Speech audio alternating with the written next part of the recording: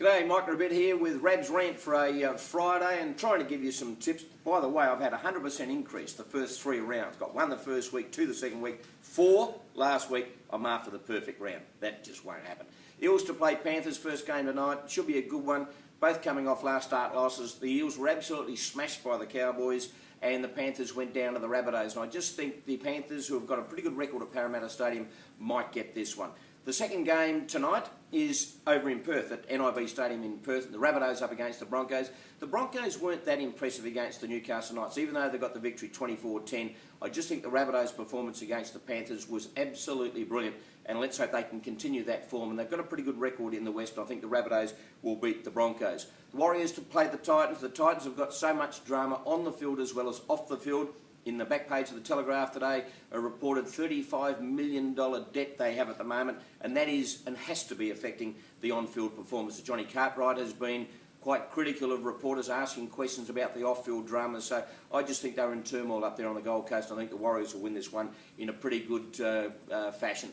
The Dragons to play the Seagulls, probably the match of the round on Saturday. The Dragons coming off a very good win against the Tigers, and the Seagulls beaten by Cronulla on Monday night. Losing Tony Williams for 7 weeks is certainly not going to aid their course, and I just think the Dragons might get this one at Win Jubilee Stadium. And I don't think the Seagulls have won at Win Jubilee Stadium for some time.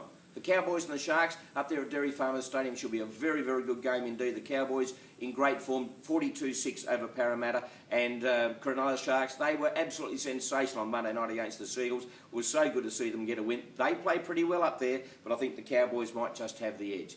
Billy Slater, Cooper Cronk, Cameron Smith, just doing it all before them for the Melbourne Storm, and I think they'll continue that good form against the Roosters down there at Amy Park in Melbourne. The Bulldogs to play the Knights. The Knights were terrible last Friday night, and the Bulldogs, well, they're undefeated so far in the comp this year, and I think they will continue that form, and I think they'll get the win.